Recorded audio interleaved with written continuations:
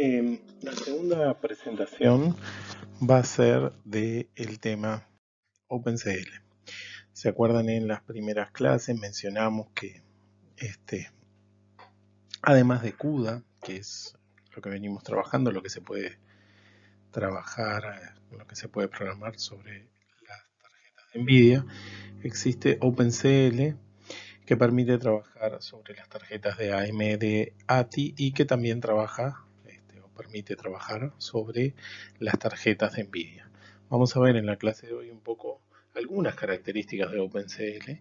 Vamos a hablar del lenguaje de programación. No vamos a hablar para nada de la arquitectura de las tarjetas AMD, porque tienen características un poco distintas a las que hemos visto en el curso para las tarjetas de NVIDIA.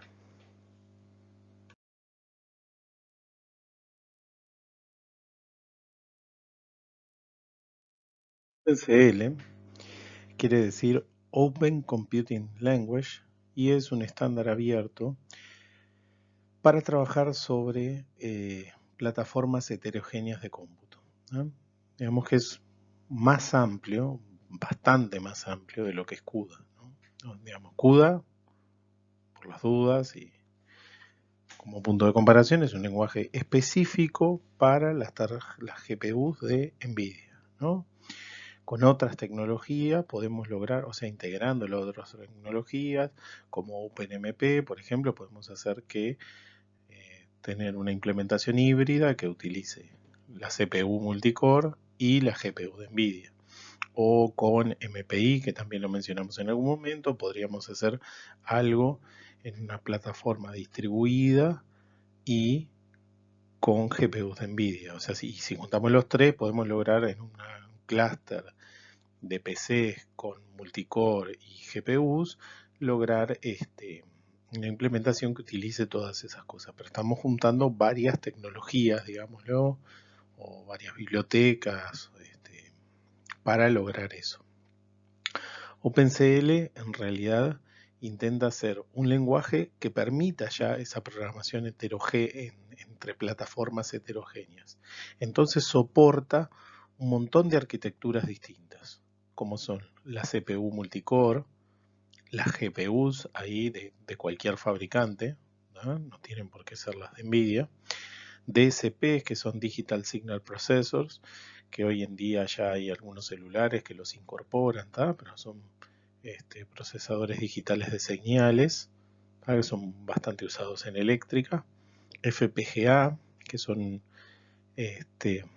unas unidades de cómputo también bastante asociado a la ingeniería eléctrica, que son tienen como circuitos, pero son programables, digamos, ¿no?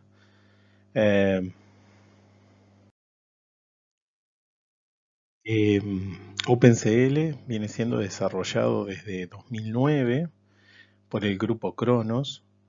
El grupo Cronos nuclea a varios fabricantes, vamos a mencionar algunos de los más importantes, que, apuestan al desarrollo de OpenCL. Está Altera, por un lado, que es un fabricante de FPGAs históricos, que ha sido adquirido en el último tiempo por Intel, AMD, Apple, pero en el último tiempo ha perdido interés, incluso en algunas definiciones de estándares de OpenCL no ha participado o ha tenido menor incidencia en las últimas etapas. ARM, Creative, IBM, Intel, NVIDIA, que si bien NVIDIA fomenta la utilización de CUDA, no quiere quedarse afuera de la definición de este estándar. Qualcomm y Samsung, entre otras, ¿no? O sea, si entran a la página del grupo Cronos van a ver que hay un montón de otras empresas. Mencionamos solamente las más importantes. Bien, algunas cosas que se pueden destacar de este estándar, del estándar OpenCL, es que soporta tanto paralelismo de datos como de tareas, ¿tá? Porque al tener que trabajar en cualquier tipo de plataforma tiene que poder soportar los dos tipos de paralelismo, si no, no tendría sentido. Está basado en el lenguaje C++ y permite definir perfiles de configuración para manejar las distintas unidades de procesamiento. Como yo puedo tener, como tengo algo heterogéneo y capaz que tengo que usar una multicore y una GPU, yo tengo que de alguna forma poder configurar esas cosas para explotar las diferentes capacidades que tengan esos dispositivos. El framework para programación paralela de OpenCL incluye un lenguaje, una API, bibliotecas y un runtime system. Esto es bastante parecido a lo que tenemos en CUDA, no hay mayores diferencias. Y está basado en una jerarquía de modelos, ¿ah? Que van a definir las características de los dispositivos, que tienen que ver, tenemos un modelo de plataforma, otro de memoria, otro de ejecución, finalmente uno de programación. Bien, vamos a comenzar con el modelo de plataforma. El modelo de plataforma eh, consiste en un host que está conectado a uno o a varios OpenCL devices. Fíjense que acá también los paralelismos que tenemos con CUDA. Cada OpenCL device se divide a la vez en una o más compute units y cada una de esas compute units se dividen en processing elements. Vamos a ver que hay bastantes cosas similares a las que tenemos en CUDA, ¿no? El device es el device, eh, la compute unit podría ser los multiprocesadores y cada uno de esas computing units, o sea, esos multiprocesadores se dividen en los processing elements que serían los CUDA core. Se ve que hay un paralelismo ahí. Pero esto sirve para otro tipo de dispositivos, ¿no? Como sea que se organicen en AMD, en las GPUs, y también sirve para los multicore. Quienes realizan los cómputos en los devices son los processing elements. Acá otra vez, esto también se cumple en las plataformas de NVIDIA, digamos. Las aplicaciones van a mandar comandos desde el host a las devices para que realicen los cómputos. Cada computing unit va a ejecutar un único stream de instrucciones y ahí al estilo va a depender, puede ser SIMD, SPMD o SPMT, dependerá un poco de las características del hardware. Hay algunos identificadores que van a cobrar bastante relevancia, que son la versión de la plataforma, la versión del device y la versión de OpenCL C que es soportado por el dispositivo. Fíjense acá que esto ya se empieza a complicar bastante, ¿no? ¿A qué apunto?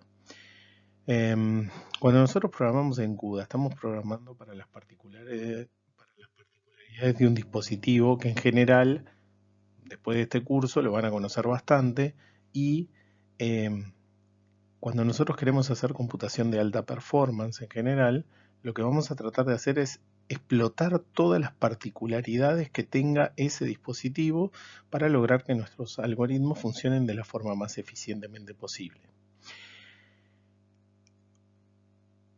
OpenCL, al tratar de ser tan genérico, tan general, funcionar en tantos dispositivos, al final tiene un montón de parámetros de configuración porque necesito saber las características del dispositivo. Imagínense si tenemos las CUDA Compute Capability con las que podemos sacar un poco de información que se podría llegar a usar en nuestros programas. Imagínense si permitimos un zoológico muy amplio de dispositivos sobre los que hacer cómputo. Uno a veces, bueno, después más adelante en la última PPT voy a hacer una reflexión final porque hicimos algunas experiencias con OpenCL, pero las reservo un poco para la última PPT. El modelo de ejecución aborda lo que tiene que ver con la ejecución de los programas OpenCL, que al igual que CUDA se van a dividir en dos partes. Por un lado, los kernels que van a ejecutar en uno o más devices, y el programa host que va a ser ejecutado en el host. Una instancia de kernel se va a llamar work_item, se va a identificar por su índice, que puede ser 1, 2 o 3 dimensiones, y los work_items van a estar agrupados en workgroups que también van a tener un índice único que los va a permitir identificar, que también puede ser de 1, 2 o 3 dimensiones. El host va a tener que definir un contexto para la ejecución de los kernels que tiene que incluir varias cosas. Los devices, o sea, cuál es la colección de devices que van a ser utilizados por el host. Los kernels, o sea, cuáles son esas funciones de OpenCL que se van a ejecutar en los devices. Los program objects, que es el programa que implementa los kernels. Y los memory objects, que van a ser los conjuntos de espacio de memoria visibles por el host y los devices. Todo esto está definido en el contexto para la ejecución de los kernels, o sea, son datos que necesito para que se pueda ejecutar el kernel. Para la ejecución de los kernels, además, hay una cola de comandos que es con la que va suministrando las instrucciones a los devices. La ejecución en el modelo de ejecución es asincrónica entre el host y los devices, y los comandos van a poder ejecutar en orden o sin orden. Cuando tengo ejecución en orden, los comandos van a ser lanzados en orden y van a esperar que se complete el comando anterior para ejecutar. Cuando son ejecutados sin orden, los comandos van a ser lanzados en orden, pero no van a esperar por la finalización de los otros comandos. Acá seguramente si haya unidades de cómputo disponibles, digamos, se puedan poner a ejecutar, aunque el comando anterior no haya finalizado. Eso va a depender mucho de las características del hardware, obviamente, ¿no? Va a haber hardware que pueden soportar ese modelo de ejecución y habrá otros que no lo pueden soportar. Y capaz que, bueno, esa cola de comandos en lo que estoy tirando, le estoy tirando a más de una device. Una cosa que es interesante es que OpenCL soporta dos categorías de kernels y esto es algo que tiene sus ventajas. ¿Por qué? Porque puedo generar kernels en OpenCL, o sea que sean escritos y compilados en OpenCL, o puedo trabajar con kernels nativos que los accedo mediante un puntero a función en el host. Como les contaba hoy, hicimos algunas experiencias con OpenCL hace unos años. Aparte del curso que damos de GPGPU, había un segundo curso que era como un taller en la que se trabajaba sobre un tema más en profundidad, y un grupo venía bastante interesado por el tema de OpenCL y se pusieron a trabajar sobre eso. Y básicamente lo que encontramos resolviendo problemas relativamente estándares, no sé, multiplicación de matrices, alguno que se les ocurra, no me acuerdo exactamente cuál fue, que si vos lo programabas en código CUDA y ejecutabas en la GPU y lo programabas en código OpenCL y ejecutabas en la misma GPU de NVIDIA, había un overhead de entre un 10 y 20%, más o menos. No era claro por qué se daba ese overhead, porque más allá de que vos tenías que hacer una setup de un montón de cosas previas que en CUDA te las evitás, después la lógica del código era relativamente similar, o sea que no debería haber mayores diferencias.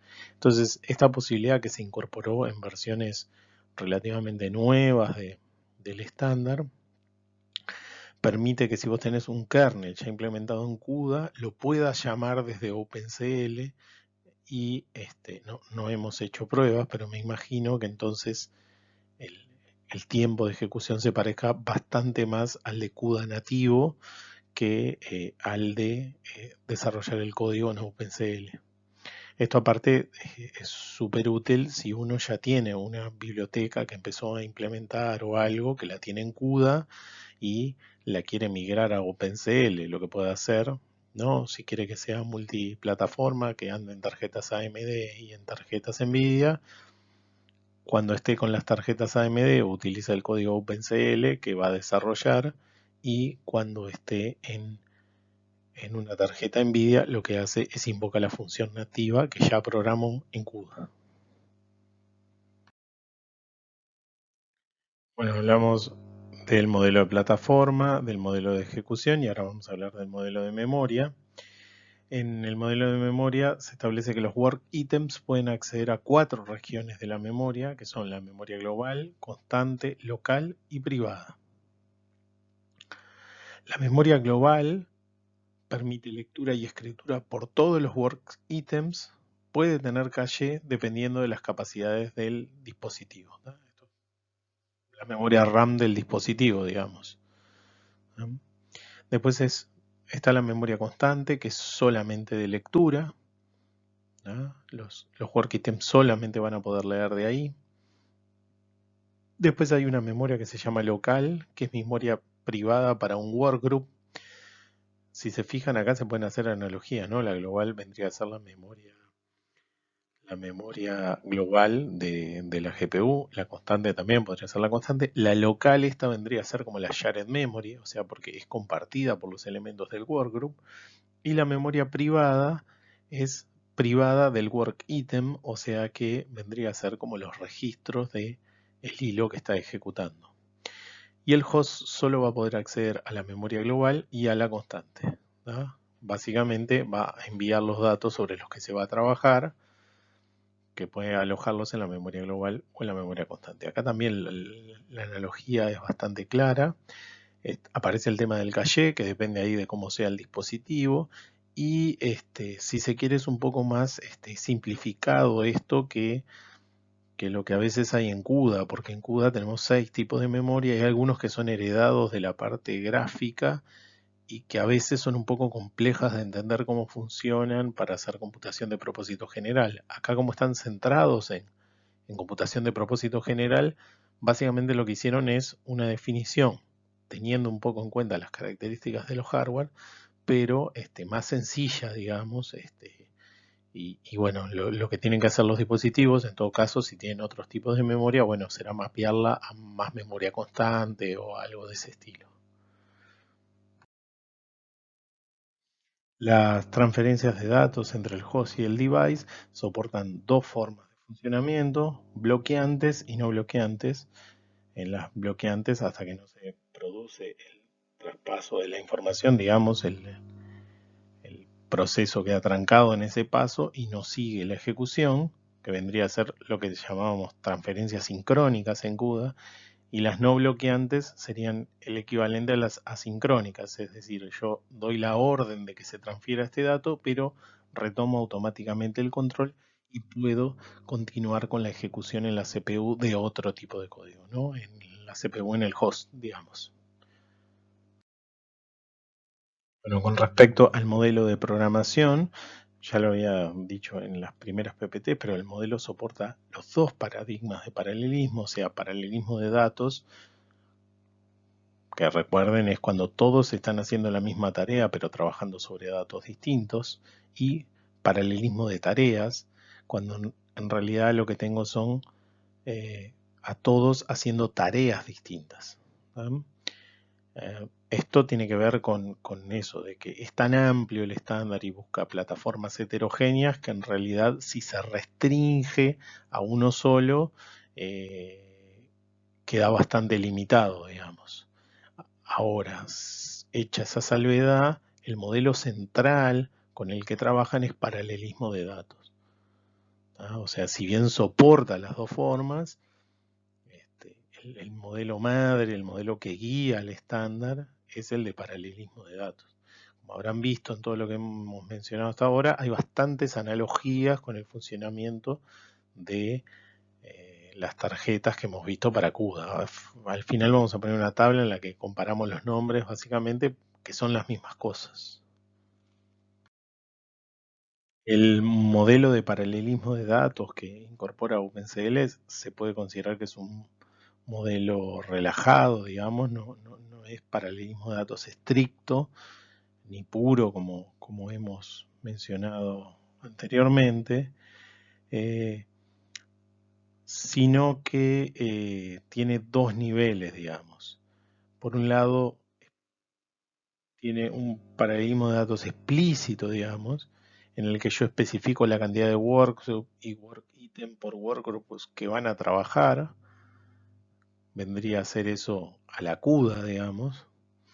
Y en otro yo tengo un modelo implícito en el que solamente digo cuál es la cantidad de work items que voy a precisar y eso se mapea automáticamente a unidades SIMD. Es como que yo dijera, bueno, quiero trabajar con 1000. El work item, piensen que de alguna forma es como el hilo. Entonces, que yo ya voy a trabajar con 1000 hilos y el dispositivo se encarga de resolver ese mapeo a esas otras unidades que él tenga. ¿Tá? Eso claramente no calza mucho en el paradigma de CUDA, pero en otro tipo de dispositivos sí. Por ejemplo, en las unidades SIM. Con las operaciones vectoriales y ese tipo de cosas, ahí yo lo que le debería decir es de qué ancho yo quiero trabajar y bueno, él encuentra las instrucciones y la forma de mapear eso a esas operaciones vectoriales que tiene. Lo que refiere a sincronizaciones, voy a tener sincronizaciones a nivel de work item dentro de un workgroup y voy a tener también sincronizaciones a nivel de comandos que estén encolados en una cola de comandos en un contexto. ¿Tá? O sea, yo voy a poder decir que, bueno, hasta que no termine este comando, no lanzo este otro. ¿Tá? Eso en CUDA lo podemos hacer a nivel de los streams. ¿Tá? ¿Se acuerdan de las transferencias asincrónicas? Hablamos de que se definen stream. Nosotros no vamos a profundizar mucho en eso. No va a ser algo con lo que vamos a trabajar habitualmente, pero sí vamos a usar las sincronizaciones a nivel de work item dentro de un workgroup que ya las estamos usando, ¿no?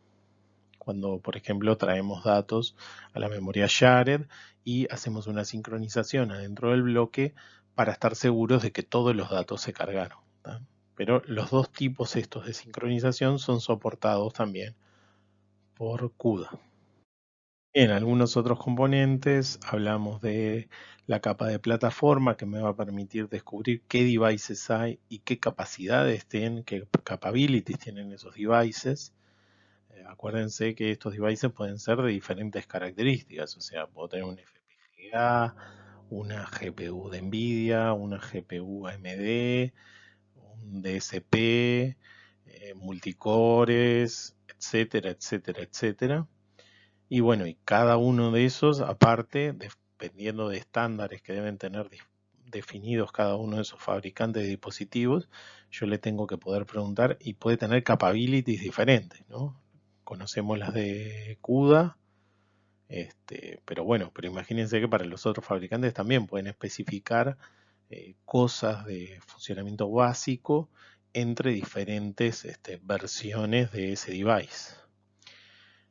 Bien, el runtime que va a permitir manipular los contextos de ejecución y el compilador que va a permitir compilar los programas de OpenCL. Entonces, si uno quisiera buscar parecidos, semejanzas entre CUDA y OpenCL e intentar hacer un mapeo, tendríamos el hilo es el equivalente al work item, los bloques serían los equivalentes a los workgroup, los CUDA core serían los equivalentes a los processing elements, los multiprocessors serían los equivalentes a las compute units, la memoria compartida de CUDA sería equivalente a la memoria local, los registros y la memoria local de CUDA serían equivalentes a la memoria privada. En la memoria privada no decía en ningún lado dónde se alojaba eso, sino que decía que era memoria local al work item, digamos. Entonces, si no me entran las cosas en los registros y preciso la memoria local, esa también es memoria privada. Y bueno, los streams serían equivalentes a los command queue, a las colas de comandos que mencionamos al hablar de OpenCL. Les mencionaba la experiencia esta que hicimos con el grupo S en el taller de GPGPU, que los resultados en principio no fueron muy alentadores. Yo creo que esta es opinión es completamente personal, Si uno sabe la plataforma en la que quiere desarrollar y su trabajo está centrado en la performance, uno va a tener que explotar las características de ese hardware y lo mejor va a ser trabajar en el lenguaje de programación de esa plataforma. Ahora, pueden pasar otros escenarios en los que uno lo que le interesa es dar soporte a una gran cantidad de dispositivos, ¿no? Imagínense que ustedes están haciendo un software que lo quieren vender o, no sé, una aplicación útil que quieren que alguien se baje y que ustedes no saben si el usuario que va a bajarse su aplicación o que va a querer usar su aplicación tiene una GPU de Nvidia o tiene una GPU de AMD. Y bueno, si ese es el escenario, quizá lo más razonable es usar OpenCL, porque les va a permitir trabajar sobre cualquiera de los dos escenarios. Entonces, acá un poco la cosa sería cuál es el foco del trabajo que están haciendo. Nosotros, por la rama en la que trabajamos, por nuestros temas de investigación, estamos centrados bastante en temas vinculados a computación de alta performance, entonces en general vamos por el código CUDA, no tiene mucho sentido encararlo como OpenCL, porque estás pagando un poco en performance, porque estás complicando con un montón de seteos innecesarios que tenés que hacer, pero esta puede ser una alternativa, como decía, si uno tiene un software que no sabe a priori en qué plataforma va a ejecutar. Igual, también hablando personalmente, me parece que cuando un lenguaje de programación pretende ser tan ambicioso como es OpenCL, o sea, soportar FPGAs, DCP, GPUs de todos los fabricantes, multicore, fíjense que ya hemos avanzado bastante en el curso. Ya está bastante claro que multicore y GPU no se parecen en nada. Y en un mismo lenguaje estás logrando programar sobre los dos. Si vos querés que tu código sea eficiente al ejecutar sobre esas plataformas, me queda a mí la duda, o sea, no he visto proyectos grandes hechos en OpenCL, que el código no termine siendo una cosa así como if dispositivo multicore, ejecuta este código. If dispositivo CUDA, ejecuta este código. If dispositivo tarjeta AMD, ejecuta este código, ¿no? Porque las características de AMD, nosotros ahora hace tiempo que no leemos más los white papers de AMD, de cómo es la arquitectura, pero en algún momento los leímos hace varios años. Y por ejemplo, esta noción de warp o de unidad más básica entre la que se calcula como todas los cómo se quiebran los cómputos y todas esas cosas, que es 32, en AMD había una especie de equivalente, pero era 6. Entonces fíjense que los códigos que nosotros estamos haciendo en CUDA están súper ajustados para que todo cierre con esos 32 para sacarle el máximo jugo posible al hardware. Ese mismo código, si esas mismas lógicas uno las lleva a una arquitectura que la unidad en la que parte el cómputo es 6, no va a andar bien. Entonces, la duda que me sigue quedando a mí es realmente si esta especie de intento de lograr un estándar que funcione para todo dispositivo que soporte paralelismo, realmente no termina siendo más compleja que tener lenguaje para cada uno de los dispositivos. Es obvio que mejora el tema de la interoperabilidad, ¿no? Que si yo tengo algo heterogéneo, que tengo conectado 5 o 6 cosas distintas, me va a andar mejor, porque tengo todo en un solo lenguaje. Pero cuando mi escenario no es ese, realmente no me queda claro que solucione cosas, sino que genere otro tipo de problemas, ¿no? Hago la salvedad, separo el caso ese cuando, ¿no? Pensando en términos solo de GPU, ¿no? Si uno fuera a hacer un software solo de GPU y no sabe en qué plataforma va a ejecutar, bueno, la única opción que tengo es usar OpenCL, ¿Ah? Bien, con esto finalizamos con los temas de la clase de hoy. Saludos, nos estamos viendo.